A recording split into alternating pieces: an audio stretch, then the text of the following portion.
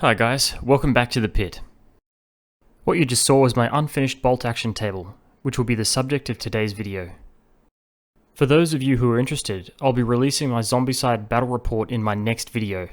I'm really sorry about the delay. I've had a lot going on since I finished my Zombicide table, trust me. I have a very fulfilling life. And now, I am making your silver pants blue. Get some road burn, come on! Come on, sucker!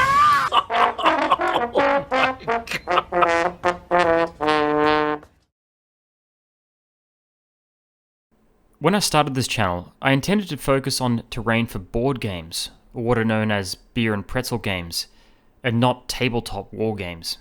But on a recent holiday to Europe, I felt inspired to return to a tabletop wargame project I started many years ago but never finished. Today, I plan to walk you through, first, my thought process when designing my bolt action table, and second, the actual building process. When discussing my thought process, I'll be going over a bit of World War II history as well as some personal experience. So if you're not interested in this and just want to see the terrain building, skip to this point in the video. Going back about 10 years ago, I was obsessed with the game Bolt Action and was constantly working on bolt action terrain. I'd just finished university and my wife and I moved from our smallish hometown of Brisbane to Sydney, the Big Smoke, for my first real job. This was a bit of a rough period as I found myself completely unprepared for the workforce, and the crazy cost of living in the city made me feel poorer than ever on my humble graduate income. So during this time, I found myself thinking a lot about my terrain projects, even doing some research while at the office, on my lunch break of course. I would also pop down to the inner city hobby shops to grab materials whenever I got the chance. And yes, I know what you're thinking, wargaming is probably the worst hobby to have when you're short on cash. At first I was just building generic Normandy terrain, but as I became more aware of World War II history, I decided that I wanted to build a historically accurate battlefield and reenact an actual engagement within that setting. I was also really inspired by this piece of concept art for the game Company of Heroes, which I came across while planning my table. This compact village captured the beauty of the Normandy countryside while also providing a good mix of open fields, woodland, and some built-up areas, with beautiful stone buildings and other amenities. So I set out to find a real village in Normandy, which both saw some action and matched the features of the village in this piece of concept art. So I decided to research the locations of major Allied operations to find the ideal village to model. One operation that piqued my interest was Operation Epson and the establishment of the Odon bridgehead. To give this operation its context, we have to go all the way back to D-Day and its objectives. Caen was a key objective for the Battle of Normandy, and it was seen as a vital launching pad from Normandy into Europe due to it being the key road, rail, and waterway hub of the entire region. Taking the city would provide the Allies with a stronger foothold in the region and ultimately open the road to Paris via Falaise. The British were expected to take Caen on D-Day itself. However, they were hampered by congestion on D-Day, and in the following days, fierce resistance from the Germans, who had been able to gather reinforcements. Abandoning the direct approach, the British then tried encircling Caen in Operation Perche, which infamously failed in Villers-Bocage. After the failure of Operation Perche, the British and Canadians were contained to the coastline north of Caen for several weeks, and the Allies feared that this delay would allow the Germans to gather their forces for a counterattack. This fear was justified, and the Allies received reports that the 9th, 10th and 12th Panzer Divisions had moved into the region west of Caen in preparation for a counterattack. Operation Epson was launched on the 26th of June in order to keep pressure on the German defenders in Caen and disrupt German plans for a counterattack. The attack would be launched from the town Le Mesnil-Patry on the British front line and to the town of Chou. From here, the forces would split and travel down two highways across the Odon and then the Orne River, where they would establish a bridgehead. This would allow the Allies to encircle Caen and cut off supplies to the Germans. Those following the eastern highway would first have to form a bridgehead over the River Odon at the Tourneville crossing, and then capture Hill 112, which dominated the ground between the Odon and Orne rivers. While those following the western highway would need to pass through the Gavrou crossing over the River Odon, and then capture Hill 113, also situated between the same two rivers. However, it was on Hills 112 and 113 that Operation Epson came to an end, as a counter-offensive including multiple SS Panzer divisions forced the British to withdraw from the hills and eventually the Odon bridgehead on the 30th of June. So I looked at these two villages, Tourmanouville and Gavreux, as potential locations and thought that Gavreux looked pretty good. But while doing this, I took a little peek at the village to the southwest of Gavreux, called Bougie, and thought, this is it. Bougie was nice and compact, with an intersection in its centre containing an old church, a small park, and several houses, which were all surrounded by fields, hedgerows, and stone perimeter walls. This was an ideal village to replicate. And look how close it was to the front lines during Operation Epson. Surely it saw some action, right? There was even a level based on this village in the game Close Combat Gateway to Caen. But with a little more research, I found that very little combat had actually occurred there during this particular operation. The 10th SS Panzer Division launched a counterattack from Bougie against the British positions in Gavreux, but that's all. However, Bougie did see combat in Operation Greenline, or the Second Battle of the Odon. The purpose of the operation was to draw German forces away from Operation Goodwood, another attempt at encircling Caen, this time to the east of the city. Operation Jupiter, launched not long after Epsom, saw the British retake the northern slope of Hill 112. And Operation Greenline was a plan to push down through Hill 112 and drive a corridor to the Orne River via Bougie, Ivrecy, and Mizet. On the 16th of July, the 8th Royal Scots and the 153rd Royal Armour Corps advanced towards Gavreux. Gavreux was successfully captured, and then Bougie, with the Royal Scots taking nearly 200 prisoners. During the day, several counterattacks were made on the Scots positions involving Tiger and Panther tanks, accompanied by infantry. The attacks were repulsed by artillery barrages, with many German casualties. The tank crews and infantry holding these positions were under constant mortar fire and were on alert for 30 hours straight with no relief. However, no ground was lost. Now that I had found the ideal village, I began some intensive research trying to figure out how this village looked during World War II or around that time. To do this, I used aerial reconnaissance photos taken by the RAF, postcards, artwork, and of course Google Maps to create this picture. And then I started building. I first went to a styrofoam manufacturer and purchased 2 1-meter square boards to act as the base of the table. I then ruled out the town's map onto the foam boards, consisting of the intersection of Rue de l'Odon, Rue du Château, Rue de Harry, and Rue de la Plaine. Breaking away from Rue de la Plaine is Rue de la Vallée. Intersecting with Rue du Château and splitting in two is Rue de l'Église. I decided that I'd build many of these structures on separate bases, which would later be added to the table. I then built the townhouses directly opposite the church.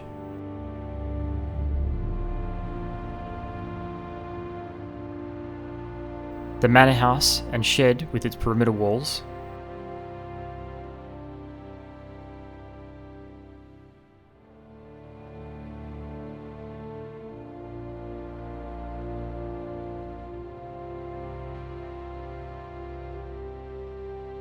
the cafe in Central Park,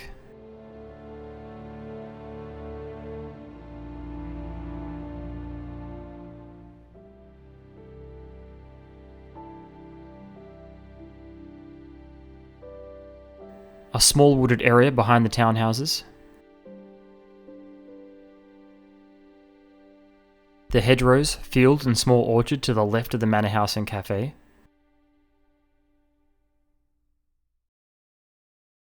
and then I began work on the church,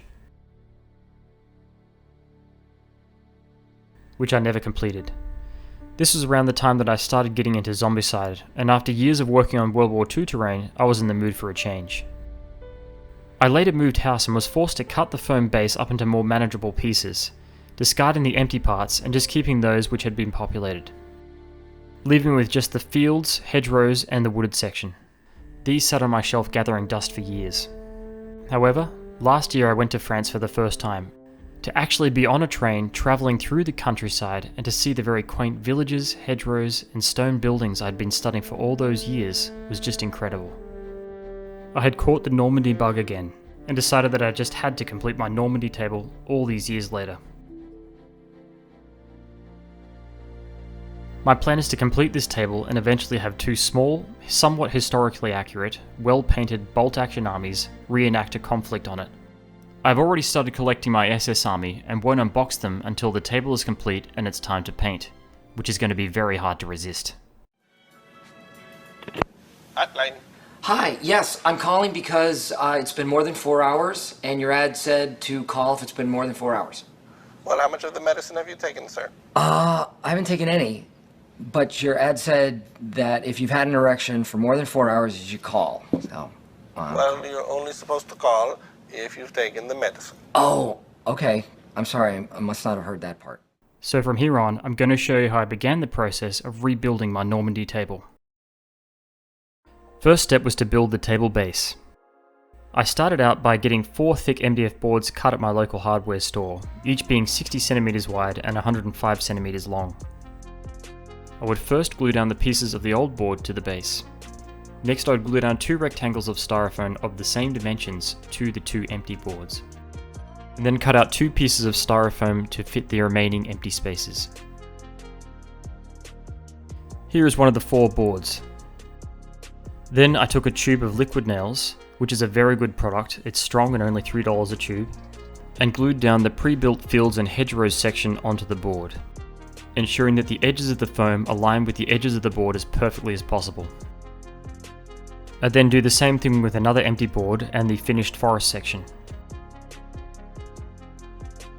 With the remaining 2 boards, I glued down 2 foam rectangles with the same dimensions.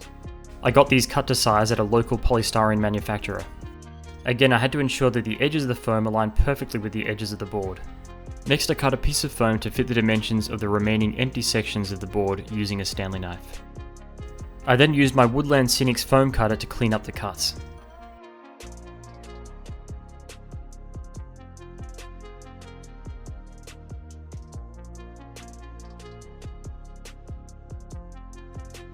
And then glued them down into place.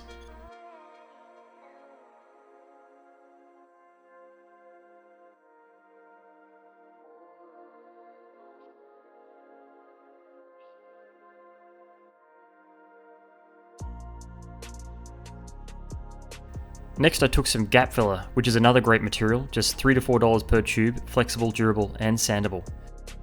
And I used this to close the join between the foam blocks. Once that was done, I could put all 4 boards together to create the whole table. However, the table is pretty much a blank slate at the moment, so next I would sculpt the terrain. I start by ruling out the roads, using Google Maps as my guide. When studying the landscape, I realised that there was a downward slope in the village from the roads Rue de Rie and Rue du Château towards the Odon River. There was also a retaining wall coming off Rue de Rie, creating a level platform for what I believe was a school. And using Google Street View, you can still see this.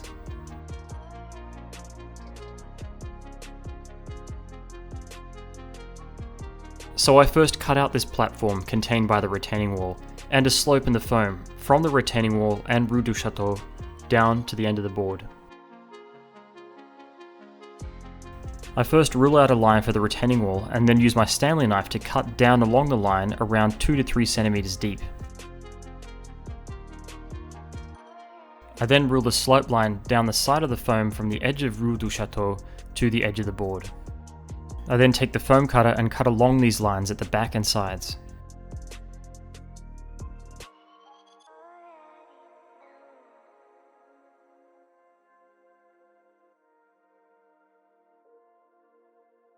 Next I use the foam cutter to shave off foam until the entire back section of the board is level with the slope lines I cut out.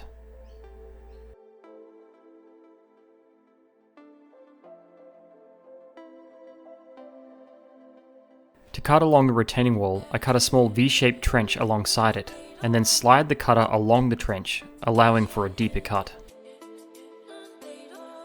Once that was done, I then sanded the entire slope section smooth using a very fine sandpaper, and then removed the dust using a compressed air gun. This process sliced away the map that I had previously ruled out, so I drew them in again. I then redrew Rue de l'Odon, and then a dirt road going from Rue du Château to Rue de l'Odon. Looking at this area in Google Maps today, there is nothing there but a driveway. However, if you look at this spot in the World War II aerial footage, you can clearly see that there was a road running between the stone wall and these houses, linking Rue du Château to Rue de l'Odon. Using Google Street View, you can see where this road once ran.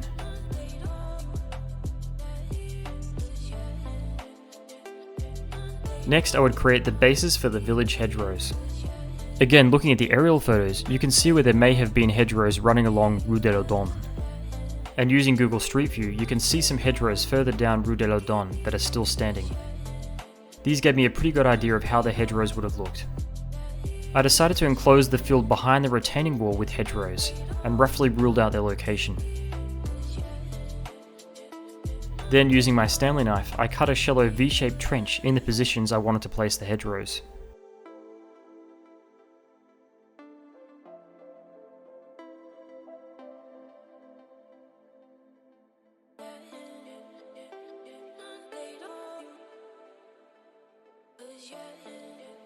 Next, I took a can of expanding foam and spray a line of it into the trenches and allow it to expand.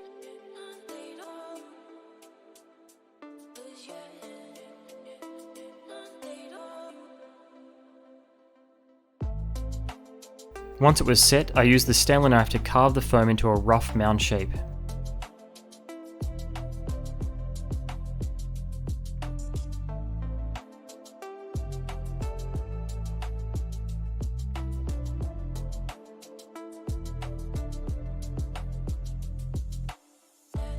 I then coat the foam with gap filler, using clay sculpting tools, and then my fingers with water to smooth it out.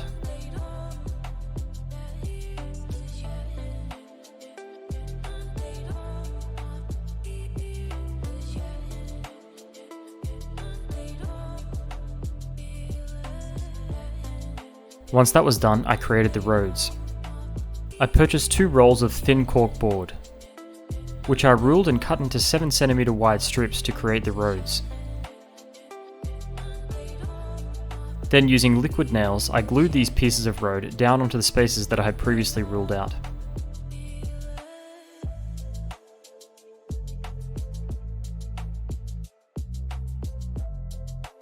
I also decided to create a small cobblestone lane passing between the cafe and the manor house on Rue de l'Odon.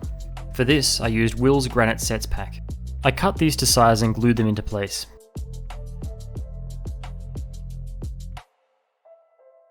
I then moved on to creating the wall foundation.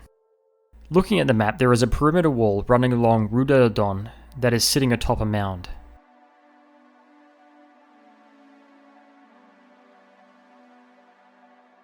I create the mound by gluing down a 1cm thick strip of balsa wood running along the road right to the end of the board. I then use gap filler to seal the gaps and create a natural looking slope. I then moved on to landscape smoothing. First, I cut out slots in the positions of the cafe and manor house to accommodate the reinforcing boards under these 2 structures. I next cover the landscape with a layer of gap filler and smooth it out over the surface in a thin layer.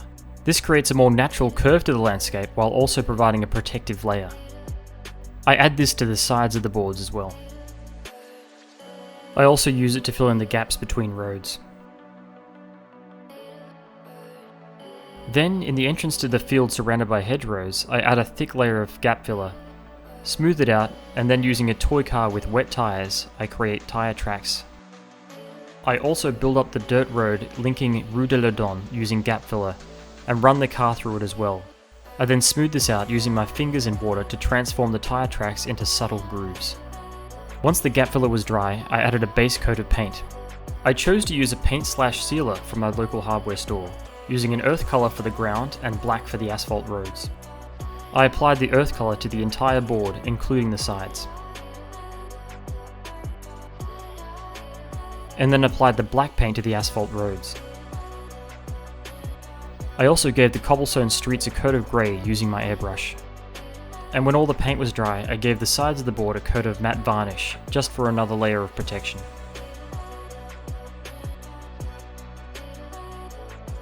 And that was the first stage of this process complete. I now had a blank canvas, or a base to build the remainder of this terrain on. This is such an exciting stage of the process, because essentially you're left with a blank canvas with infinite possibility.